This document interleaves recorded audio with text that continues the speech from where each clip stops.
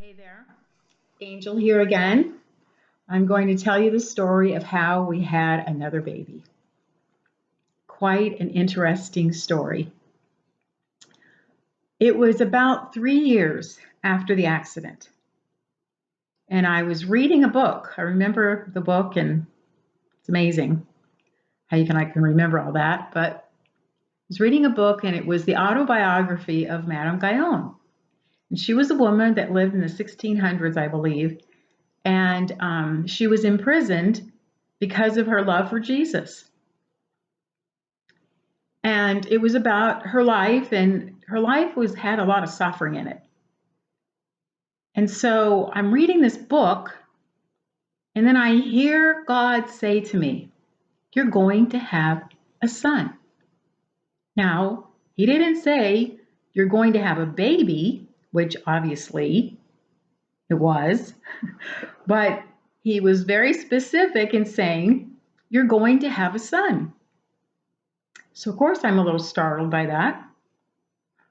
And remember, in the hospital, I'm thinking, because the way they were talking to me, there's no way I can have any more children.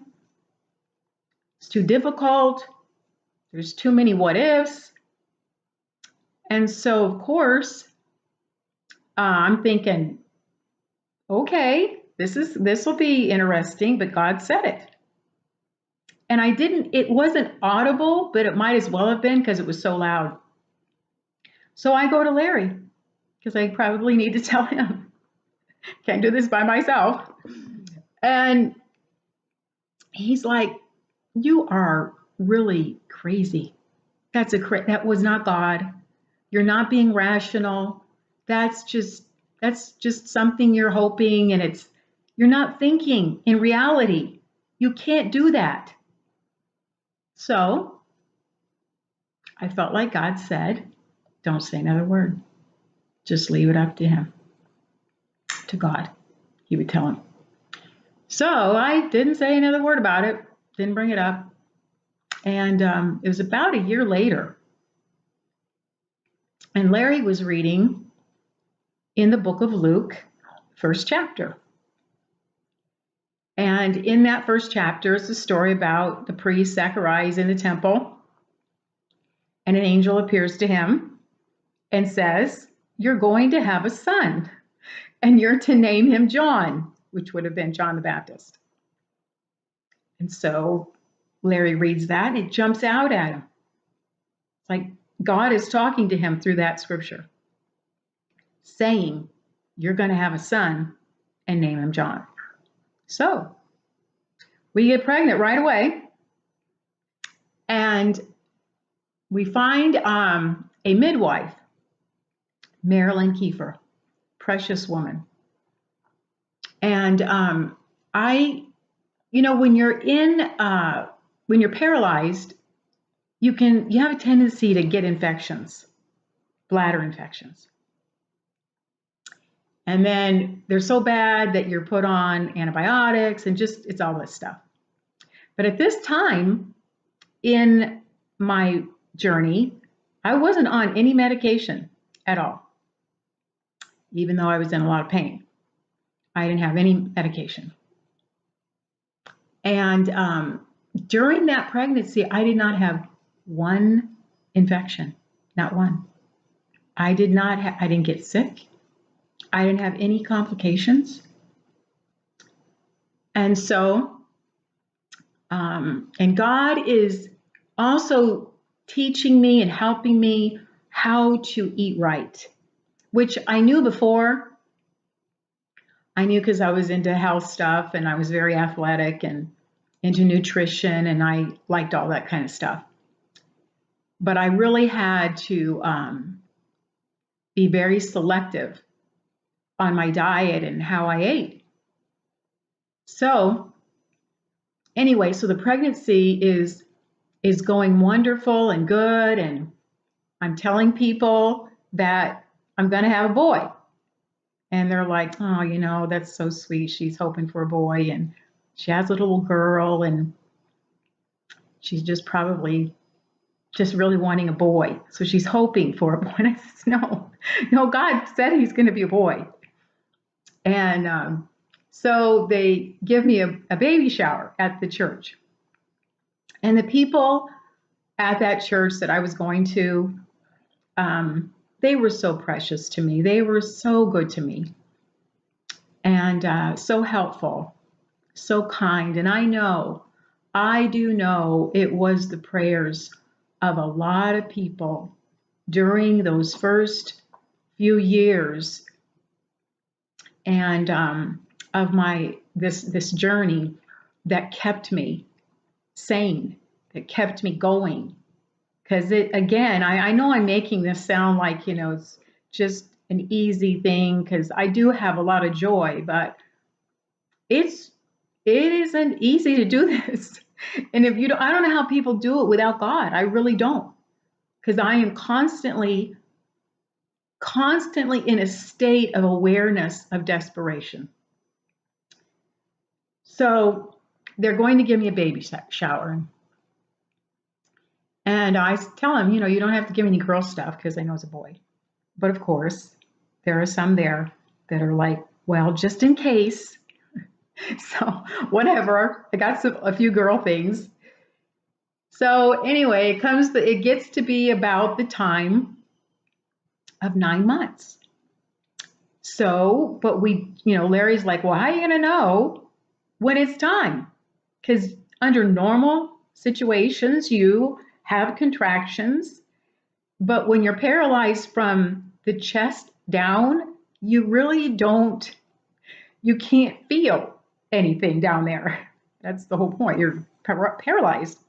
So anyway, it's about, almost 9 months along, or it is 9 months along. And so Larry's asking me, and he's just asking me that question. And the very next day, it was a Saturday, we get a phone call, and it's Marilyn Kiefer, the midwife. And Larry happens to answer the phone. And he looked a little startled. I could tell, like, what's going on? And he's silent. And so then he gets on, takes the phone off his ear. And he's like, hey, do you want to go have the baby right now? This is Marilyn Kiefer. And I'm like, yeah, this is a great idea. This way we can know, and all that, kids are going to induce labor. So we get Paulette situated with a babysitter, and we're driving down to the hospital because it was in a birthing center, St. Joseph's. They're right in Phoenix. It was actually the hospital where I was born, which is kind of interesting. And Paulette was born there too. So anyway, we're going down there, and I'm saying to God, well, you gave us his first name, so what's his middle name? And right away, I hear the name Micah. And so that is John's name. I mean, John's full name is John Micah. It's from God. So we go down there, and they put me on this table, and they strap me with this machine that can actually sense when I'm having a contraction. And so she told me, okay, Angel, every time the machine, when you get to the, where you're going to have to push, I'll let you know. And then you just, in your head, pretend like you can push. So now, yeah, I have to say, there were people praying for me. And there's this one precious lady from the church, and she felt like God tell her to go on a 21-day fast, a juice fast. And so it was the 21st day of her fast that John was born. And so it was about 6 hours of labor.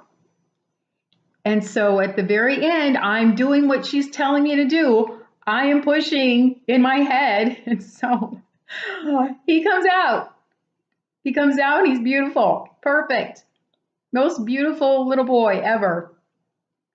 Of course, a little prejudice, but anyway, so, and everybody, that's waiting out in the hallway or outside, they're like, tell us, what what is it? What gender? What kind of baby did you have? I'm like, it's a boy. We had a boy. I told you we were going to have a boy.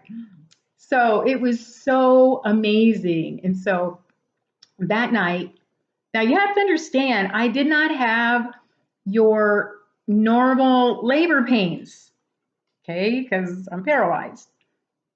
I had now with Paulette, I had back labor, which was really intense, but I didn't have that normal labor. But later on that night in the hospital, every nerve in my being felt like it was raw. I mean, it was like so painful. But I was so happy that he was here, that it didn't matter. It was just like I just all night long, I don't even think I slept at all. I was just looking at him because they had him right there with me.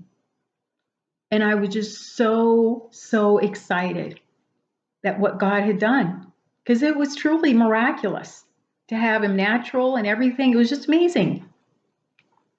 So we go home, and Paulette is so excited because she has a little brother, and she's almost 7 by this time.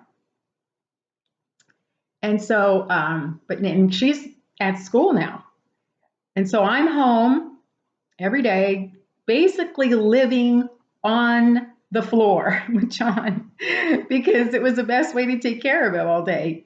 And you know what? The grace of God is amazing. The grace is like the oil that makes the machine run perfectly. I don't know how else to explain it. I mean, grace has so many definitions, but when you have grace, that enabling power of God to do something, it's like it's doable, and you have joy. Even though, your thoughts are having to be constantly reined in, there's still the grace of God to do it.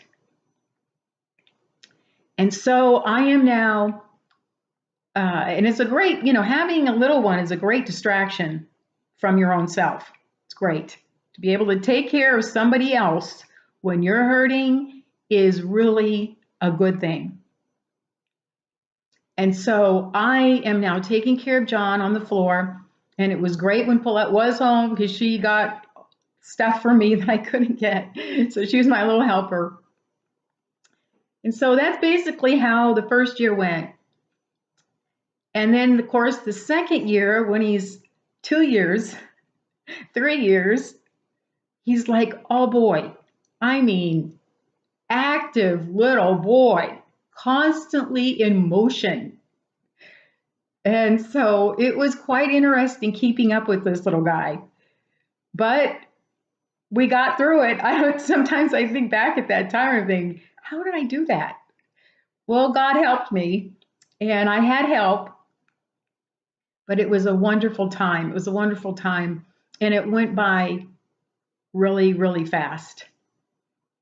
And so anyway, that's pretty much the ending of that part of the story, and there'll be a whole lot more to go from here on out, but because of course they go to school and then grade school and then high school, and I think about all that, and it's just amazing how through every season God was speaking to me and teaching me and training me and showing me how to function